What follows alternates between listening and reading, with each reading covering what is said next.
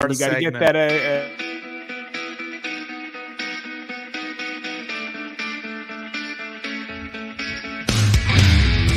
You're listening to the Sticks in the Six podcast.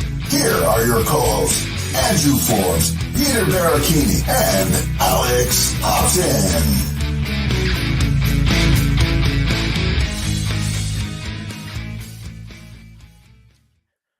Always catches me off guard how loud that intro is. Yeah, I know. And gets you motivated, gets you pumped.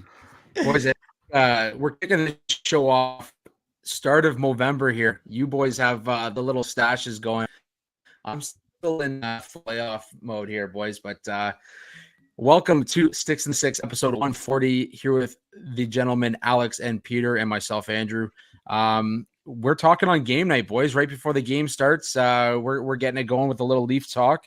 Hopefully, we get a little bit of action on the socials as we head into a big game tonight for the Toronto Maple Leafs. But before we do that, Alex, how you doing, buddy? Doing good, man. It's been pretty. I know I seem to have a crazy story every single time I get on here, but it's been a very laid back week. Haven't really done much outside of let the Leafs run my my emotions and my well being. Yeah, it's been. I don't know much to talk about, to be completely honest. It's a rarity for me, but yeah, quiet week over in Hobson headquarters. I actually want to go back a couple weeks and ask you about your bachelor experience that you did on the radio. We never got the update, man. We never got the update. All right. So listen, I was actually about to ask that too. I know we have limited time before the game starts. So if I sit here and give the exact details, I'm going to be sitting here for a long time. So I'm going to sum it up and give you the Cliff Notes version. Essentially, the girl that I picked unfortunately declined. But here's the kicker. The other two girls I found out after the fact both would have said yes. So I was batting with runners on second and third, and I struck out. It was tough. Jesus. Yeah. Jesus. It was brutal too, because I genuinely enjoyed each of the dates that I went on, and all three of the girls were super cool. I just went with the one that I thought I had the most in common with, and it turned out not to be the case. But honestly, on one hand, I'm like, you know what? Not out in the end, 2 out of 3 ain't bad, right? That's 3 ain't bad, you're batting 666 at that point. But at the same time, the other hand of me is like, okay, so I had that opportunity, and I went with the one girl that said no. So yeah, poor judgment on my part. It was a fun experience overall, though. I don't know. I guess I found some things out about my game I didn't know I had, but then also found out that I'm still dog shit at reading vibes. That's where we'll leave it, boys. Oh no. Oh well, thanks for the update, and I'm glad you had a fun experience with it. It's I mean, I don't know if I'd have the wherewithal to go through with that, but you know what? It was a once in a lifetime experience. Pretty much nobody can fucking say that they did something like that. Yeah. So I mean, I'll take it. It was a good experience overall. Yeah, it was fun. Beautiful. I had a good time. Yeah. Beautiful. Peter, how you doing, buddy? Doing good. I really can't top the 3-date update there, but you know what? I mean, yeah, no, still going well. You know, obviously, you know, the past 3-4 seasons, in my household, as soon as Halloween ends, we take off the Halloween stuff, and the Christmas stuff already goes up. We already go in full gear at my place, so we're already decked out. You know, stuff's coming out and trees up, everything's already looking like Christmas at my house. So all I'm just missing is just little patches of snow sprinkled throughout the house. I don't even think if we do that, I would like to move out as soon as possible if that's the case. But you know what, we're not at that point. But yeah, no, doing good so far. There you go. I can't believe you managed to drag a story out of me anyways. Yeah. I came in with nothing, and you're like, no, bud, you're coming in with something. That's my job. My job. That's what I'm here to do. He's the host. That's why. Yeah. Well, boys, not much has changed over here. I was telling Peter pre-show here that I grabbed a hobby box of the 2023-24 Upper Deck Series 1. 12 packs inside. I have not ripped a single pack yet. I asked my wife actually this afternoon if she wanted to do a pack battle with me on TikTok, so we'll see if that goes down. That'd be fun to kick it off. I'm searching for that Bedard draft card that's going for about $600-$700 right now. So that 1 in like 1,000 odd card. That's what they're saying, but man, I've seen a handful of them up on eBay so far. Some of them are asking for like 1,500, which is just nuts. But anyways, let's get into the hockey talk. Kick it off with a few former Leafs on the waiver wire: Andreas Johnsson in Pittsburgh and the Jack Campbell in Edmonton. I was listening a little bit earlier to Gino Reda actually on TikTok. He's got a channel going on TikTok. And he was saying that the talk is the reason they're doing it now is they can bury him in the minors. They save a little bit of money and they save more as they get towards the deadline. So it actually increases their ability to make moves at the deadline. Peter, your thoughts on the Edmonton Oilers thus far and Jack Campbell heading to the AHL? Smart that they managed to find some cap relief or like the increase in cap as the season progresses. Not so good if you're Jack Campbell and even if you're Kenny Holland at this point, because we've talked about not being wary of signing Jack Campbell long term. I know Alex and you and I have talked about it constantly of the hot start, the mediocre play mid-season, and then the fall off after that. The warning signs were there to give him that kind of contract. And, players deserve the increase, but this is the reason why the Maple Leafs didn't go that route. They didn't want to give him the term. $5 million, I mean, it's still a hefty amount. And if you're the Oilers right now and you're in win now mode and you're the perennial Stanley Cup favorite at this point, that's not a good sign that one of your goaltenders or one of the starters that you had pegged coming into this season is in the minors at this point. Hopefully he's able to rebound. You always wish for someone to rebound back and get back to form. We know how great of a character that Soup is, but it's disappointing all around, especially for the Oilers from top to bottom at this point. It really is. And you just hope for the best because he's just a really nice guy, but the play isn't there. Yeah, I mean, it doesn't help either that the team seems to have zero confidence right now. And Alex, I'll throw it to you in just a second here, but there was a list that came out, I believe it was yesterday, of players with more points than Connor McDavid thus far this season. Nick Schmaltz was on that list. Noah Dobson was on that list. There was a bunch of other names riddled through that list. And I mean, not to put this on Connor McDavid either, the whole team has failed both of their goalies, really. Like, if you look at Skinner's numbers, they're no better at this point. I think it's the money that's kind of put Campbell in the situation that he's in. But, Alex, your thoughts on Jack Campbell hitting the minors and the Edmonton Oilers start to the season? Yeah, I mean, it sucks for Campbell, but I don't feel bad for the Oilers at all. I mean, this entire situation with him could have been avoided if Ken Holland did a morsel of research on Campbell. Like you mentioned, Peter, the hot start, and then the mediocre to very bad middle of the season, the decent last month of the season, and then the bad playoffs. I mean, he was so good in those first 2 months of that season that it inflated his numbers for the entire year. And if Holland so much as opened up Hockey Reference and pulled up Jack Campbell splits from that year, I think that this could have been avoided. Mm-hmm. Like, I mean, like I said, sucks for Campbell, but every single sample size of good play that he's had in the NHL has been small. Like he never had a full season with a good body of work. He's had a half season with a good body of work at best, but again, never played more than, I think, 49 games in a season.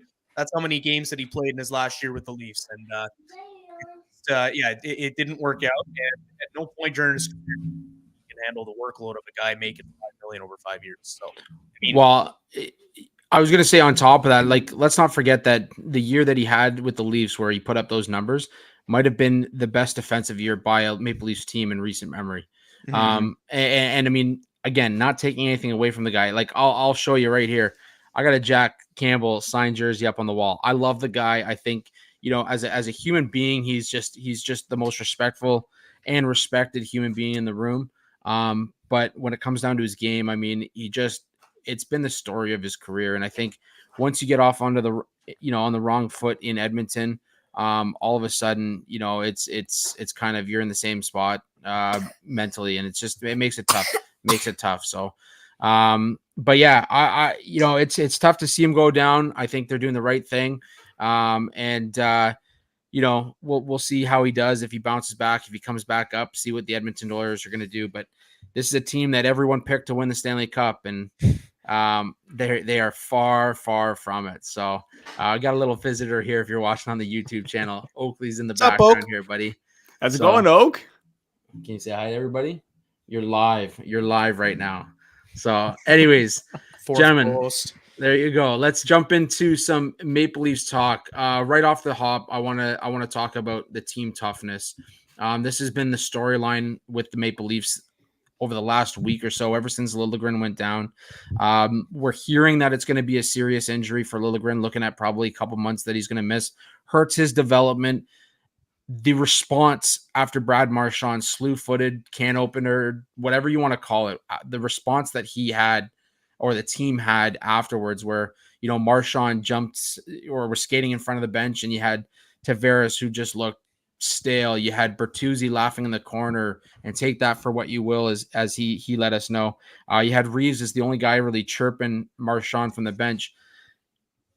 Where is this team's toughness when it comes to that? Where was the response? And should we be worried about the response or the lack thereof? Alex, I'll throw it to you first. In a way, I'm thinking, yeah, we should be worried, because I feel like that toughness is something that kind of has to be ingrained in you. I don't know if it's something that you can just flip a switch and then all of a sudden be a completely different person in those situations. But I will say that this time, more than any other time, the team toughness has been in question. I think they're getting hit really hard by the media and by the fans. And I think that, like, the fact that they had a meeting about it, which, again, like, I don't know what a meeting to address the lack of team toughness entails. But the fact that they had to have a meeting is a first, and I think it really shines light on on how seriously they're taking it now. So, I mean, all I can say really at this point is show up, show, don't tell. I think that's the most important part of all this, because Reeves chirped from the bench. Great. Could have made a physical impact in that game otherwise, but he didn't. He could have done the same thing against Tampa, but he didn't. So it's not just a Reeves thing. It's an everybody thing. I think that, in the moment, you can make the argument that it was an accidental play. It all happened really fast. The two guys went into the boards pretty quickly. But you watch the replay, and you can clearly see Marchand sticking his stick right in between Logan's legs and taking out his left foot. So I think at that point, when the team sees the replay, that's when you got to send a message, and they didn't. Like, they got more submissive, if anything. So it's definitely a show, don't tell thing. I need to see them stick up in these situations, and until then, I think that it's the same mentality for these guys. So, yeah, who was it? Matt Porter in Boston, who said Marchand had the right of way, kind of with the way he had planted his legs. I don't know if you guys saw that tweet, but I wrote back and I just said I think I said twit or something like that. But anyways, I mean, clear slew foot. We kind of know the dirty player that Marchand's been over the years, and rad or not, that's just such a dangerous play, the way that he did it, and the way that Liljegren went into the boards. Peter, I don't think that overall team toughness is a worry right now. I think the response is a little bit of a worry, but as you saw, Klingberg came out and said, we didn't know how bad it was until after the play. You know what? Sorry, Forbes, to cut you off, but there is credit to be credit where credit's due there. Klingberg, for as much of a disaster as he's been at times this year, I mean, he was the only one to stand up after that. He went into the corner and decked Marchand and chirped him. So, I mean, it's more than anything anyone else did. So, anyways. Yeah, no, absolutely. And to see a response from any player like that is important. And I know we've seen a little bit more of pushing and shoving after the whistle from guys like Matthews and stuff like that. I'm not saying you want your star players in the scrums after the whistles, but Peter, is this something that needs to be talked about? I mean, obviously the team can discuss it within the room, but are we blowing this way out of proportion by saying, there's lack of personality, lack of credibility on the team, lack of toughness on the team? No, I don't think so at all, because in the past, like, even when situations where, players are not necessarily running the goalie on purpose, but they're attacking the net, they make contact with the goalie and the players do nothing about it. As far as I'm concerned, whenever every single time I played hockey, if you run the goalie, even incidentally, that's a call for everybody to jump in and say, hey, back up, get out of here. You don't need to start a fight, but you need to throw like a shove, grab him, push him off to the side, get him out of there. No response whatsoever for that. In regards to this one, again, no response whatsoever. And there was more of a serious injury on the play with the can opener from Marchand. And the fact that, Reeves tripping from the bench, you had Klingberg, give him a shot later on, and even chirping him a little bit on the ice. To me, he still got away with it because nobody sent a definitive message or get in his face and stand up for Liljegren, because that, to me, this team has no backbone. They got no spine. They got no, literally no sense of ability to stand up for themselves or one another at this point. And that, to me, is a little bit disappointing. Yeah, they had a meeting to talk about it, but you shouldn't have a meeting to discuss what you should have done when the right thing was to go out there and send a response right away. Sending a response in the third period means nothing at that point because it's already like 40 minutes gone at that point, game time wise. And Marchand's still out there, doing his thing on the ice, making plays, and Liljegren's out, getting evaluated because of his leg. I mean, like you said, you don't necessarily expect the star players to stand up for each other, but at the same time, they need to show that it's not piss and vinegar themselves. I know you brought those players in Bertuzzi, Reeves, and Domi to do that, but you're not seeing that consistently. I mean, I wrote an article about the whole entire thing, and I talk about, the Vegas Golden Knights, when Mark Stone got hit in that preseason game, and it was a late hit. He goes after the player that hit him, and then 2 or 3 other Knights go after him. That's the mindset and mentality that everyone should have, especially if it's like one of your star players, young players, what have you. You saw that incident with Riley and Point in the playoffs. They created a full-on line brawl. Whether it was dirty or not, incidental, whatever, the Lightning did not like that whatsoever. They stood up for Point. If the Maple Leafs see something they don't like, they have to stand up for each other and for the player that, got hit, what have you. They need to send that response because they're just still a team that can be taken advantage of every time. I do believe that it is a culture thing. And the reason I say that is because the NHL right now is a league where the culture dictates that even on clean hits, if it's a big hit on one of your star players, we see a fight after the hit. Not everybody agrees with it. I'm not sure I even agree with, a big, like a brawl after a clean hit. But the fact is that you knew the player that was going into the boards. You knew who was, that there was a unfortunate outcome. There needed to be some kind of response. And maybe this is the wake-up call that this team needs. I know you can use the chemistry discussion. I mean, you're 10 games in. How long does it take to get chemistry with new players and find that,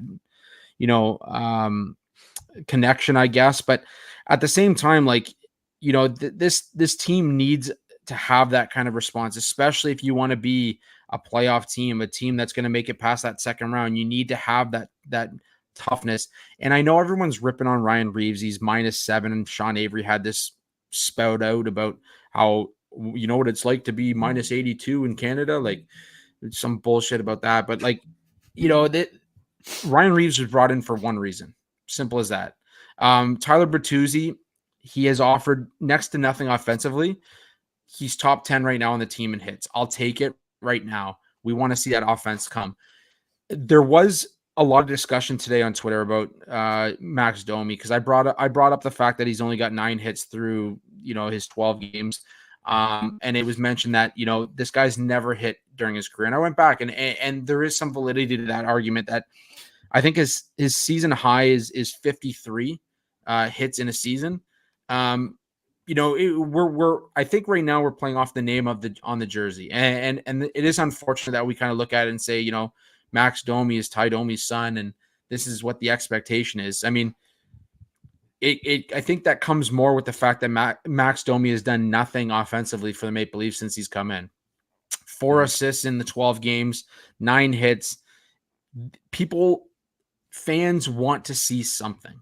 And if you're not providing offense, you need to get involved physically, and that might spark some kind of offensive output for you. And I know this third line with Yarn Croak and and Robertson looked great last game. I think it's gonna moving forward. They're like little water bugs where they're just gonna be flying all over the place.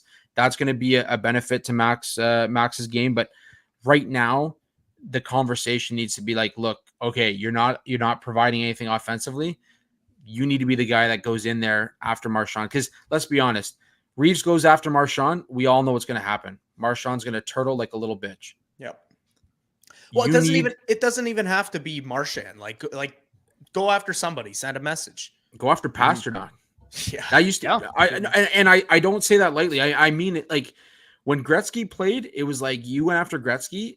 Semenko was coming over and say, you guys go after him one more time. I'm going after your star player. Yeah. Yeah. Right. And that's the conversation and I'm not saying Liljegren's the star player, but your young up and coming defenseman, then you have Reeves go over and say, look, I'm going after, I don't know, Grzelcyk. I'm going after Matt Grzelcyk. And I know he's been hurt before. I'm going to go after him. I'm going to take him out. And that's the conversation. It's an on ice conversation. It stays on the ice. That goes nowhere else. Mm-hmm. Right.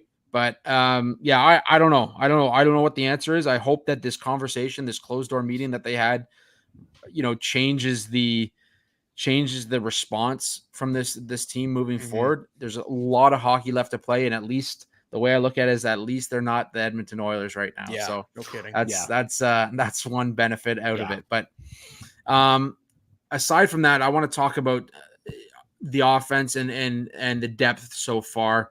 I think last game was the first time that we've seen a big spark from the middle six and even the bottom six. I think up to that point, there was a lot of relying on Matthews. There's a lot of relying on Marner.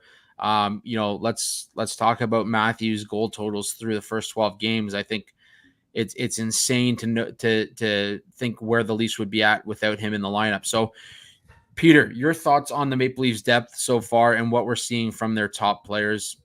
Is this still the core four running the show in Toronto? I mean, it definitely is, because last time I checked, it was 26 out of 36, but that number probably increased after that Tampa Bay game with goals from the core four. So you're probably looking at, let's say 29 in 35 games. So that's still roughly hovering around that 70-75% mark. That's still a heavy load, but now everyone is saying that, we need more from the core four. Well, the core four is delivering. Matthews is at a goal per game. Marner started to heat up. Tavares and Nylander have gone quiet a bit lately, but Nylander's still producing points with assists and everything like that. Like, he's still a factor on the ice.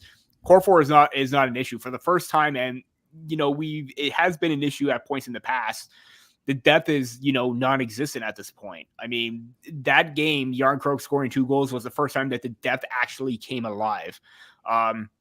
You were even talking about how that third line was kind of like a bit of a spark plug with even Robertson getting the call up.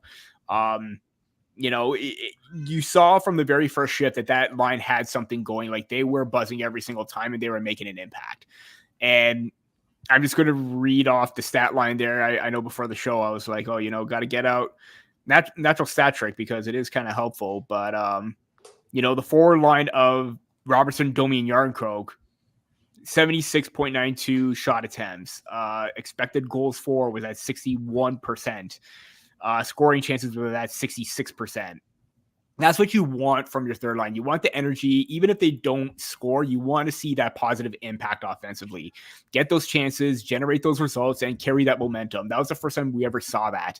So at this point right now, core four is still firing on all cylinders, but you need everyone else to step up, and the depth needs to take over at some points, because what happens if that offense does go cold? You're not going to see the 5-6 goal games anymore. You're going to see more like 2-3, and you need that depth to chip in. Luckily, Järnkrok started to heat up. Big Järnkrok believer still. And, Knies is scoring goals in the top 6. You need Bertuzzi to get going. You need Domi to get going. But, that was a good first step for, the depth right there. Alex, your thoughts on the depth thus far and what we can expect moving forward, especially after last game? I think the fact that Knies is on the top line is going to do wonders going forward. I think that he's officially going to be a top depth contributor. I think that Calle Järnkrok is also going to kind of turn around. I know it's recency bias because he scored 2 goals in the other game, but that said, I do think that he's on the he's on a line now where he's got like-minded offensive players, and he can be the defensive presence on that line. So yeah, I think that going forward, we obviously need more from guys like Bertuzzi and Domi, but I think that I think that both of those guys have a capability to step up. I mean, they're both on 1-year deals. They're not gonna stop working hard. Like, I know that sometimes it looks like Tyler Bertuzzi is out there and is kind of doing cardio and not trying or whatever. And same thing has been said about Domi a couple of times. I don't think that's really the case for either of those players. I mean, I think these are a couple of guys who are on 1-year deals. I think they're just struggling to fit into the system. And I think that eventually it's going to turn around for them. It might just take them a little longer. Yeah, I couldn't agree with you more. I think moving Knies up to that first line. I mean, let's talk about the fact that right now he's sitting tied for second in rookie scoring. I mean, this might be the closest Calder Trophy race that we're going to see in recent years. Bobby Brink right now, Logan Cooley, Luke Evangelista, and Pavel Mintyukov leading the way with 8. And right there's Rossi, Bedard, Poitras, Knies, Grigg, and Luke Hughes, all with 7 points. So, all things considered, I mean, it's pretty impressive what we're seeing right now from the young guys in the league. And Matthews jumping up to that first line is only going to raise his stock in terms of what we can expect from this kid. In that sense, let's jump right over to that conversation. I mean, Knies jumping on that first line, it almost looked too easy for him, Peter. And I don't know what you took away from that game, but for me, it was just the back behind the back pass, the no look pass, whatever you want to call it. He just seemed to vibe so well with the two Matthews and Marner, and just the speed, the relentlessness, the fact that he's third on the Leafs right now in hits. What are we seeing from this kid? Yeah, one more final point about like depth scoring. Only 3 5-on-5 goals from forwards in the bottom 6. 2 from Yarncroke, 1 from Gregor. So yeah, definitely need more from that. But now onto the Matthew Knies point. Yeah, like you said, he's just vibing out there. He's a very great complementary piece. And not saying that, he's just going to fly under the wing. He is going to make a significant impact consistently for that top line. You have Matthews as a shooter, Marner as a playmaker, and you wanted to find something to be that bunting replacement. He is that bunting replacement with the ability to get in on the forecheck, utilize his body, win puck battles, everything like that. But he has more offense to give than bunting at this point. I know that he had the points that he did with Matthews and Marner in his rookie year and even the second season going up and down the lineup, but you could get the same production from Matthew Knies if he was a seasoned veteran at this point.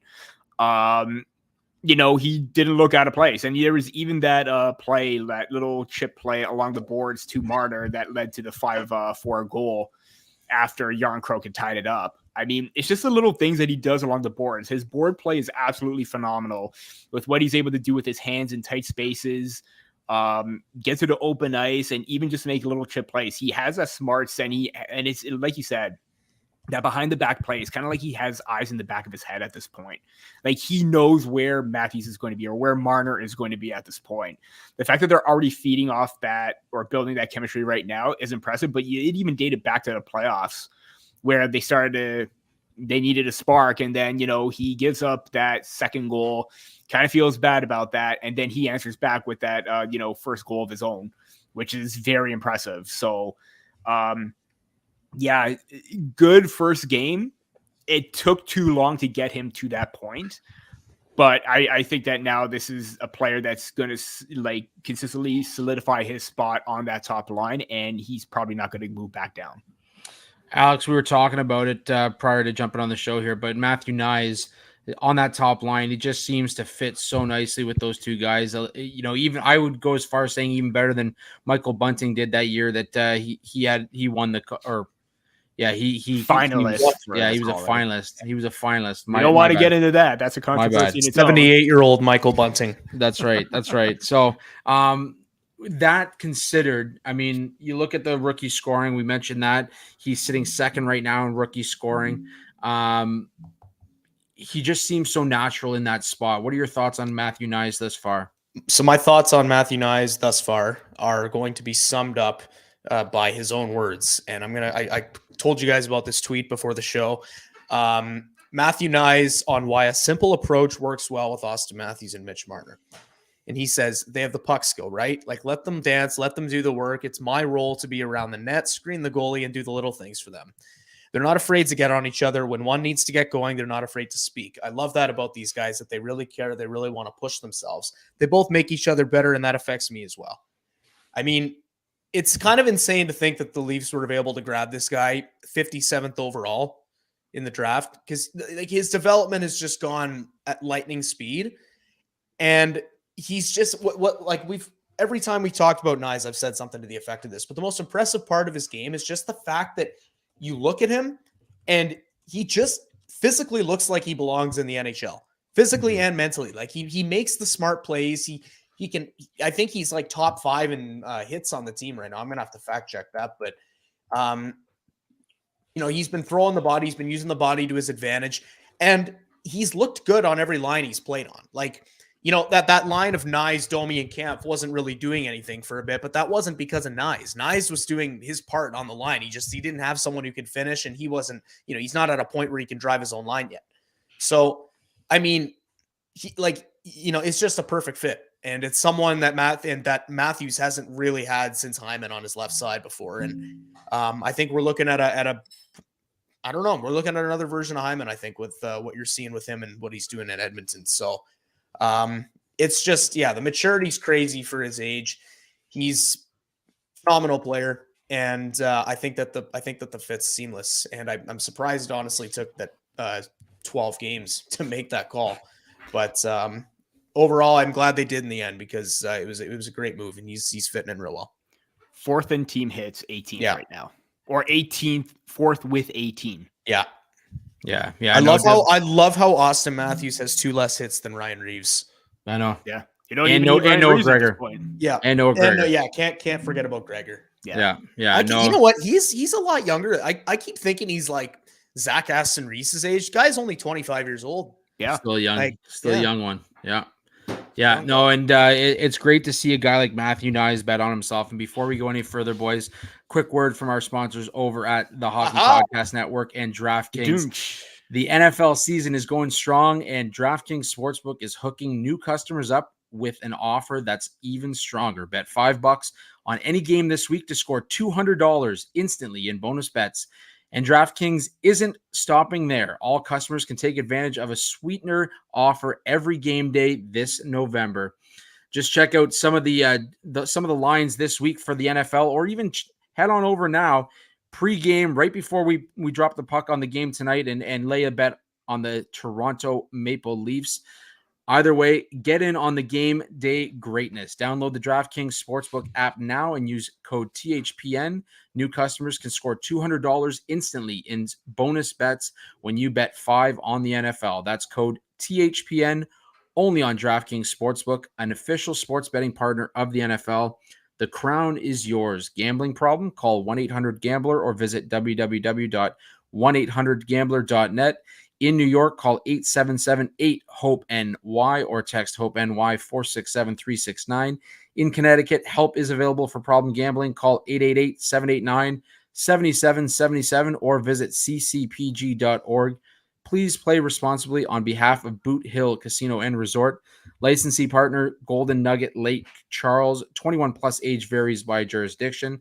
Void in Ontario. Bonus bets expire 168 hours after issuance. See sportsbook.draftkings.com/football terms for eligibility and deposit restrictions, terms, and responsible gaming resources.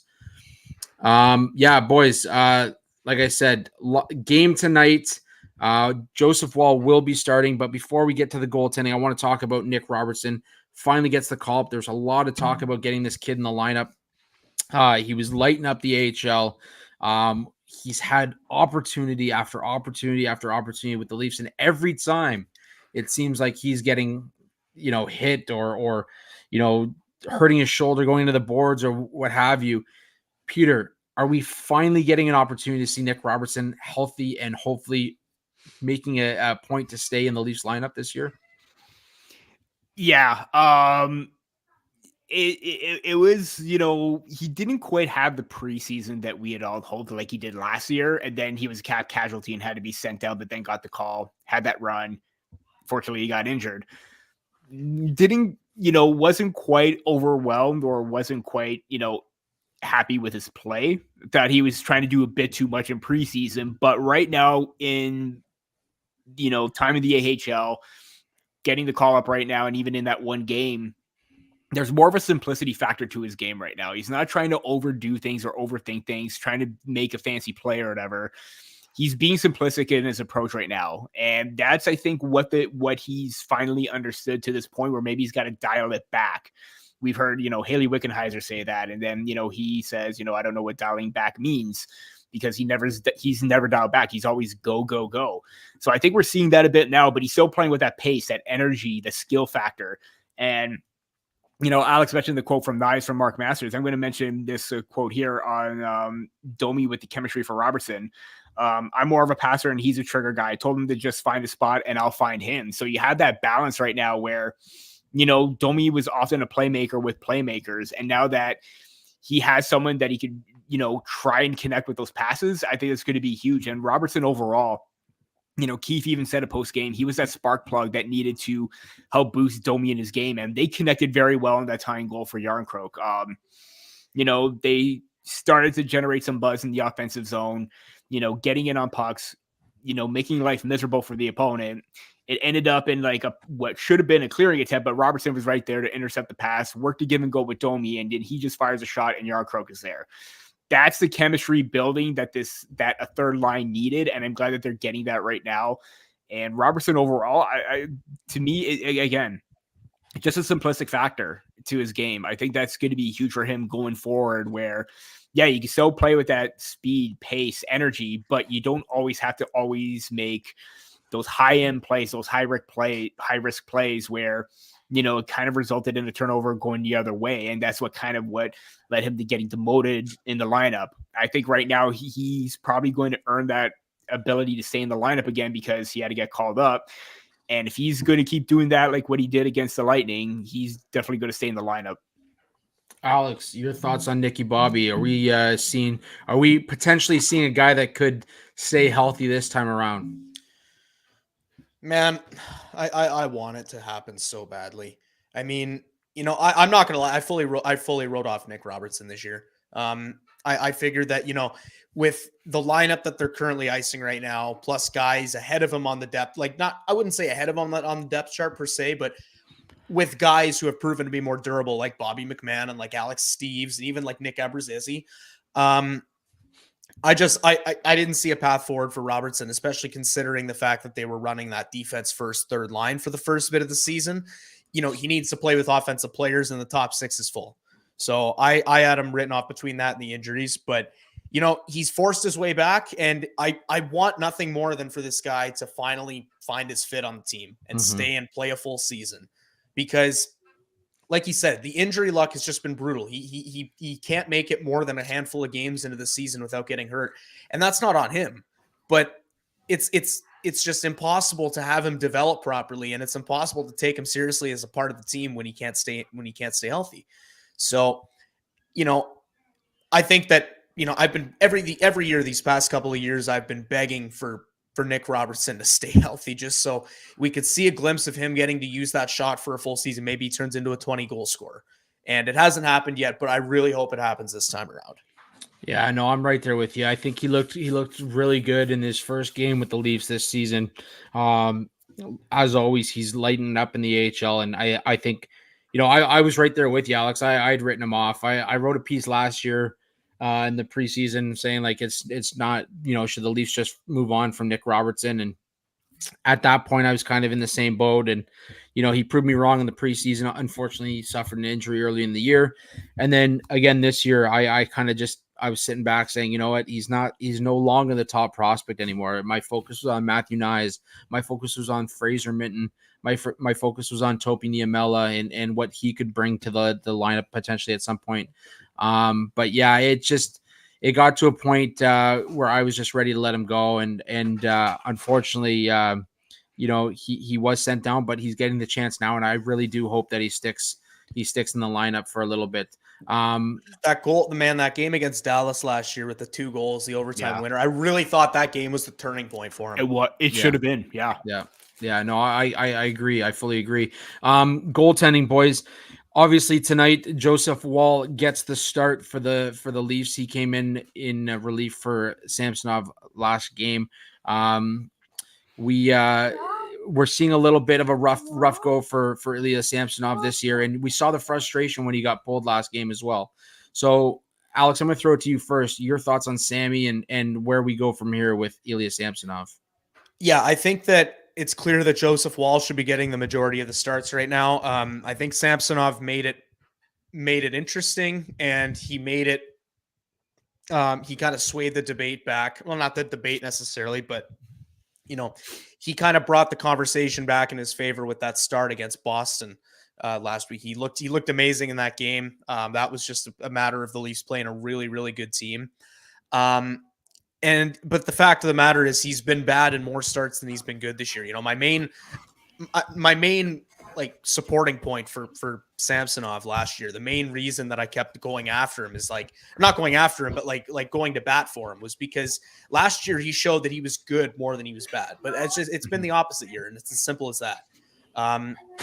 I don't think that the Leafs should be kicking him to the curb by any means. I think that if they want to be successful down the line, they need to have a scenario where, just like the Bruins with Linus Ullmark and Jeremy Swayman, they need to have 2 goaltenders that they can turn to and rely in net.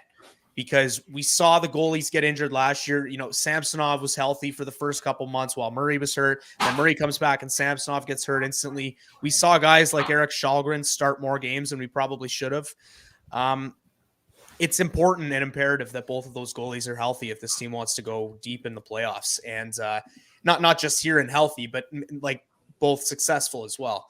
So overall, yeah, I mean, Joseph Woll is the guy right now, but I wouldn't be shocked if the Leafs decided to call up Martin Jones and ride 3 goalies on the roster and kind of give Samsonov some time to work on his game and kind of clear some of the clouds in his head, and get back to a point that he knows that he can be at where he was last year.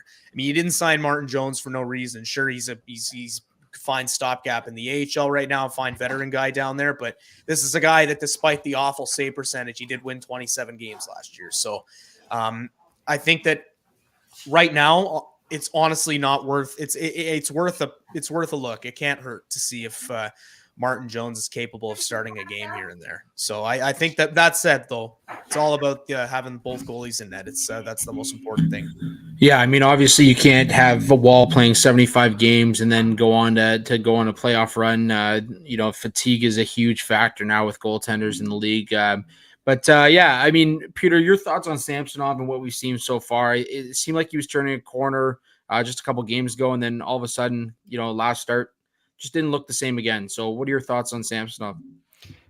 It's really ironic and crazy how he can have these 2 outings against Tampa Bay where he allows 7 goals on 12 shots in 2 games to get chased both times in the first period. It really is crazy considering the fact that Tampa Bay had a hard time trying to score goals, especially Nikita Kucherov in the postseason last year.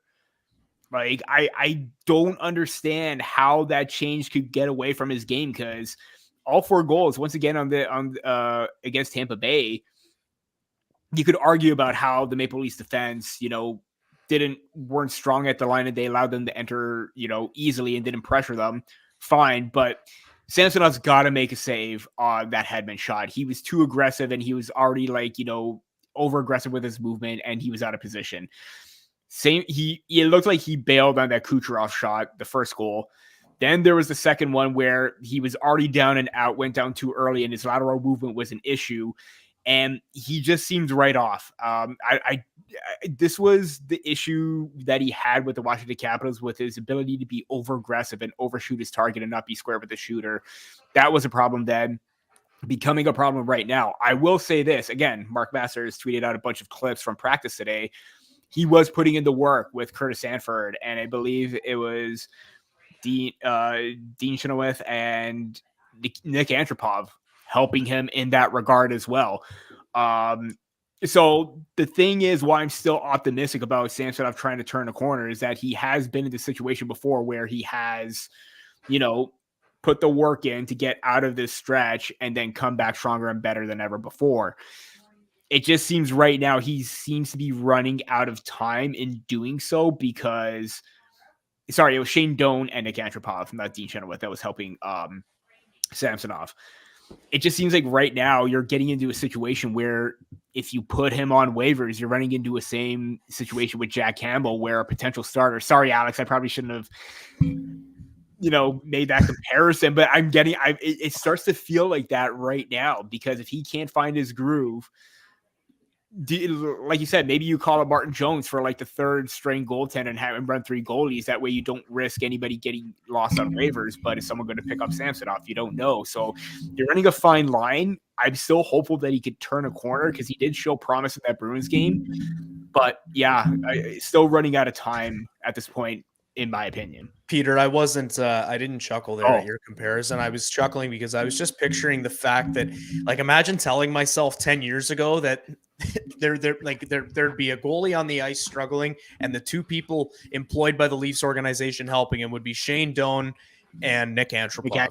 Just those 2 guys specifically. That thought came to mind and I just laughed at myself. So it wasn't the comparison. No, all good. That said, I'm probably going to clip that and say Peter says that Jack Campbell is just as bad as no, I'm just joking. I'm just kidding. But like a boys, dub over that where it's just like broken up words. Yeah, that's right. Just clip it from other podcasts. But anyways, before we move on to our last point, boys, just another quick word from our sponsors over at the Hockey Podcast Network, Raycon headphones. And as you guys know, we're getting into the heart of November. The holiday season is upon us and it's getting crazy, especially with 2 young ones. You guys have seen my little guy poke his head in here a few times now. But it may be too early to start decorating for the holidays, but it's never too early to start your holiday shopping. Why not take care of it now before the crowds and packed calendars make shopping a total nightmare, especially when you can get some of the best deals of the season well before Black Friday. You can shop Raycon products right now and save up to 50% off because their early Black Friday sale is going on right now. You've heard me talk about Raycon products before, the everyday headphones, the Fit headphones. Raycon first made a name for themselves in the audio space with products like their everyday earbuds, as I mentioned, known for delivering high quality and thoughtful features like a 32-hour battery life and a perfect in-ear fit for all-day wear and lasting comfort. And this past year, they expanded their entire business with the introduction of Raycon Home and Raycon Power Tech. Their 5-star reviewed Magic 180 cable allows you to charge iOS, micro USB, and Type-C devices 8 times faster with 100-watt power delivery. Their faucet filter ultra filters the water in your tap against chlorine and heavy metals. It's a must-have for ensuring the water you use to wash your face and brush your teeth is, actually clean. Raycon is known for delivering high quality and thoughtful features at half the price of other premium tech brands. It's no wonder their products have racked up tens of thousands of 5-star reviews. To get everyone in the holiday shopping spirit a bit early, Raycon is currently offering 20% off everything on their site with select products up to 50% off. So beat the crowds and save now. Trust me, you do not want to miss out on Raycon's early Black Friday sale. Hurry up to buyraycon.com/THPN to get 20% to 50% off site-wide. That's buyraycon.com/THPN to score up to 50% off Raycon products. Buyraycon.com/THPN. Well, boys, Raycon really hitting it with those water filters. I think I gotta get my hands on some of those. But as we get into the holiday season, there's nothing better than the rumor season as well. Elliot Friedman bringing up Nikita Zadorov, bringing up Chris Tanev. And I'm just reading that there is some talk about the potential of the Leafs maybe going out and looking at Patrick Kane if they can find the money within the system. Peter, I'm going to throw it to you first, buddy. What are your thoughts on these 3 players? The Leafs need both those guys out of Calgary. They need one of them. And could Patrick Kane end up in blue and white? I see. I wrote about Kane. I still think maybe you take a cautious approach with that because, yeah, no risk if it's going to be like below $3 million if he's trying to bet on himself. Fine, but I don't know. Maple Leafs scoring depth. I've talked about scoring depth, but you need more in the latter portion of the lineup than higher up. But we'll see what happens. In terms, I was about to. I just lost my train of thought right now. Okay, I talked about Kane. Now Zadorov and Tanev. There we go. Yeah. Well, also, if you're trying to get either or one of those players, it's a good time to probably trade John Klingberg and get rid of his $4 million contract because that frees up money for Patrick Kane, definitely. But it could also free up, the salary of both Tanev and Zadorov if you get a team to possibly retain some salary on their contract, which could work out to what Klingberg is making. The numbers are there. Zadorov has paired very well despite the Calgary Flames not getting offensive results. Every time he's on the ice, they have a positive impact.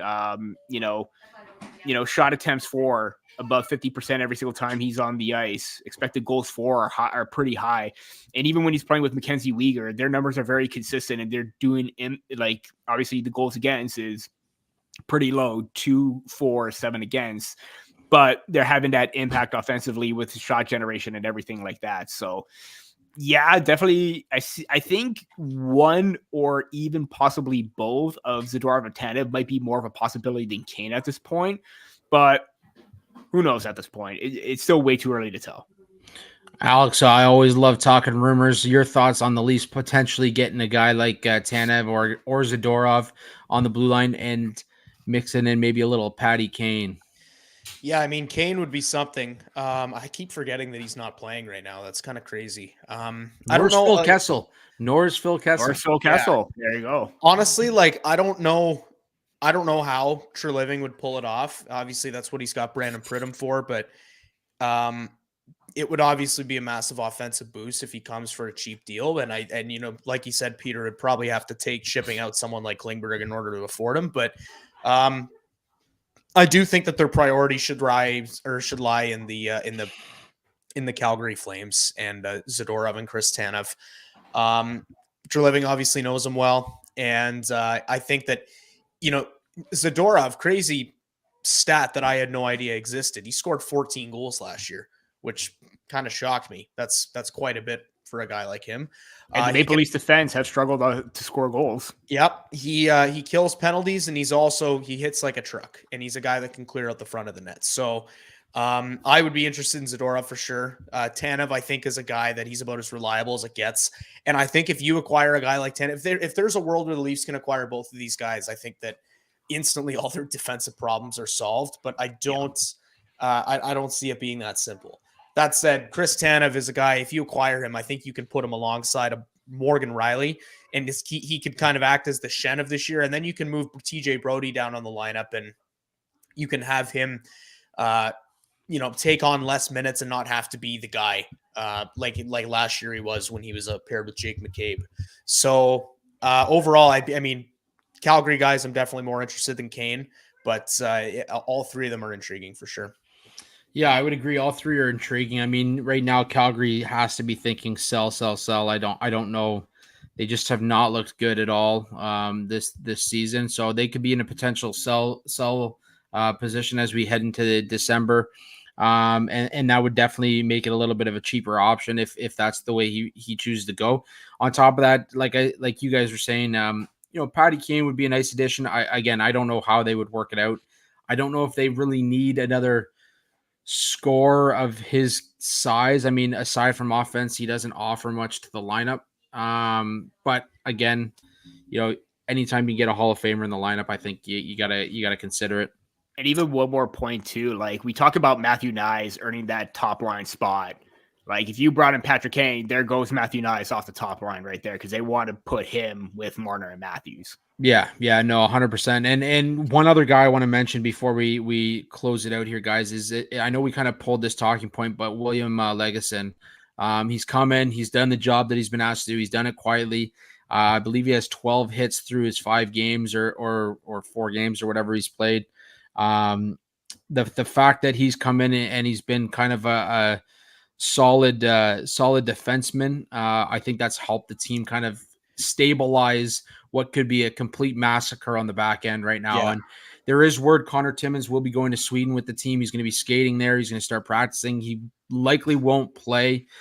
Jake McCabe could be back soon. So the blue line should get back to a little bit of normalcy in the next little bit, but you're still talking about months when you're talking Timothy Liljegren. So it'll be interesting to see where they go from there. I think that Simone Benoit deserves a shout out as well, because he stepped into that bottom pairing role. And I mean, to play 15 minutes with a guy that you've never really played with before against the Tampa Bay Lightning, and to stand there and be not noticeable in a good way, and just sort of shut it down whenever you're in the zone and just kind of keep things calm.